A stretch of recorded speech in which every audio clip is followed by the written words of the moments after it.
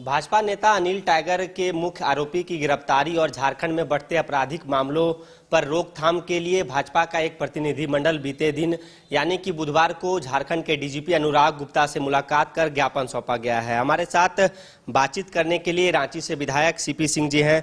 Sir, आप भी गए थे डीजीपी महोदय से मिलने के लिए। झारखंड में इन दिनों खासकर रांची की बात कर ली जाए तो अपराधी बेखौफ हो गए हैं। क्या क्या बातचीत हुई है इस दौरान जब मुलाकात हुई है डीजीपी से? देखिए, रांची ही नहीं बल्कि पूरे झारखंड के अंदर अपराधी बेखौफ हो गए हैं। शासन प्रशासन का कोई भय उन्हें नहीं है, पुलिस प्रशासन का तो बिल्कुल भय नहीं है। लेकिन एक लोकतांत्रिक परंपरा है, चूँकि डीजीपी हैं, पूरे राज्य की कानून व्यवस्था की बागडोर उनके हाथ में है, तो भारतीय जनता पार्टी का प्रतिनिधिमंडल उनसे मिला और एक ज्ञापन सौंपा है। उन्होंने कहा है कि 2-3 दिन के अंदर अनिल टाइगर के हत्यारे एक तो पकड़ा ही गया है वहाँ की आम जनता द्वारा, दूसरा भी पकड़ा जाएगा और इस कॉन्स्पिरेसी का भी जो षड्यंत्र करता है उसका भी पर्दाफाश हो जाएगा। फिर रांची की भी लॉ एंड ऑर्डर के बाद ये सब सारी बातें सकारात्मक बातें हुई हैं। मैं इतना ही कह सकता हूं कि पुलिस प्रशासन को अपराधियों पर खौफ होना चाहिए, लेकिन यहाँ उल्टा होता है, अपराधियों पर खौफ के बजाय आम आदमी पर खौफ होता है। इसको चेंज करने की ज़रूरत है। एक सीधा साधा इंसान को खौफ नहीं होना चाहिए, बल्कि पुलिस के साथ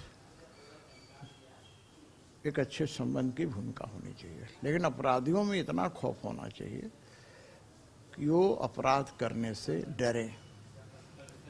तो सकारात्मक बातचीत हुई है, हम लोगों ने ज्ञापन दिया है, उन्होंने आश्वासन दिया है कि बहुत जल्द इसको हम लोग पर्दाफाश करेंगे। सर, पेयजल स्वच्छता विभाग में एक बड़ी गड़बड़ी के आरोप लग रहे हैं और व्यापक स्तर पर घोटाले की बात सामने आ रही है। इसको लेकर राजनीति तेज हो गई है। अब एक और जेएमएम का कहना है कि भाजपा के शासनकाल में ही ये गड़बड़ियां शुरू हो गई थी। अब देखिए, मैं एक बात कह रहा हूँ, कब गड़बड़ियाँ शुरू हुई, कब शुरुआत हुआ, कब हुई, मैं इस पचड़े में नहीं पड़ना चाहता। मैं सिर्फ इतना चाहता हूँ कि गड़बड़ियाँ हुई है। यदि भाजपा के शासनकाल में हुई है तो आप उसकी जांच कराइए ना, और जांच कराकर जो दोषी है उसको पर कार्रवाई कीजिए। आपके शासन में हुआ है तो उसकी जांच कराइए। तो मेरा कहना है कि ये कहकर बचना ये बिल्कुल ठीक नहीं है, क्योंकि सत्ता में आपको जनता ने सौंपी है। 5 साल पहले भी तो आप ही की सत्ता थी ना, 2019 से लेकर 24 तक आप ही की सत्ता, फिर 24 से लेकर अभी आप ही की सत्ता है। 3 सालों में आपने क्यों नहीं पकड़ा गड़बड़ियाँ? तो मेरा ये कहना है कि ये आरोप प्रत्यारोप के बजाय इसके लिए जो भी दोषी है, और सिर्फ इसी की बात मैं नहीं कर रहा हूँ, किसी भी प्रकार की, चाहे किसी के शासनकाल में हो, आप सत्ता में हैं, उन गड़बड़ियों को उजागर कीजिए, उन गड़बड़ियों पर कार्रवाई कीजिए, जेल के सिंजों में भेजिए, कड़ी से कड़ी कार्रवाई कीजिए और पैसे वसूले जाए। लेकिन होता क्या है, एक बात बता रहा हूँ, असल में ये इतना लंबा पीरियड चलता है ना। जैसे लालू प्रसाद यादव 90 के बाद पशुपालन घोटाला हुआ और आज 2025 चल रहा है।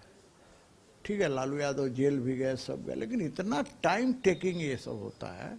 मेरा ये कहना है कि इस सब के लिए फास्ट ट्रैक कोर्ट बना करके और इसका जांच होना चाहिए, कार्रवाई होनी चाहिए, ताकि कोई भी इस तरह की गड़बड़ियां करने का हिम्मत नहीं कर सके।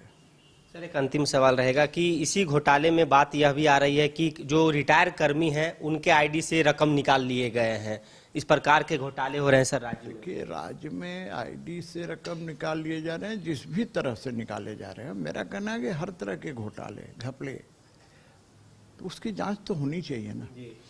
आज तो ऐसा हो रहा है कि हमारा जामताड़ा इसके लिए फेमस है, जानिए रहे कि भाई एक आम आदमी के से निकाल ले रहे हैं, उनके खाते से पैसे निकल रहे हैं कोई ठग ले रहा है, तरह तरह की चीज़ें हो रही। भाई देखना सरकार का काम, सरकार का नियत नहीं है ना। अभी आपने देखा होगा कि फिडजी वाले ने हजारों छात्रों का पैसा लेकर के भाग गया। मैंने विधानसभा के अंदर भी मामले को रखा है। तो सरकार को पकड़ना चाहिए ना। फिडजी वाला जो भी उसका ओनर हो उसको पकड़िए, पकड़ से पैसा, जनता का पैसा दिलवाइए, जेल के सजा में भेजिए। लेकिन ये सरकार कुछ करती नहीं है। ये सिर्फ उस पर आरोप, उस पर आरोप। ये आरोप प्रत्यारोप से नहीं होगा, आप काम करके दिखाइए।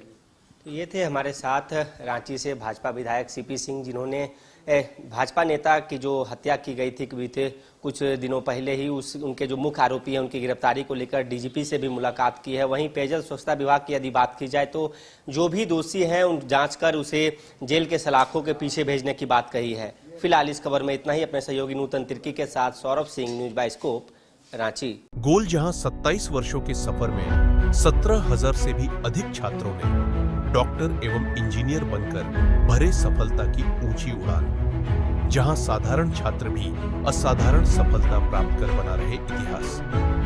दूरदर्शी शिक्षाविद श्री विपिन सिंह के मार्गदर्शन में मेडिकल एवं इंजीनियरिंग के लाखों छात्रों के लिए आशा की किरण के रूप में गोल्ड रिजल्ट फैक्ट्री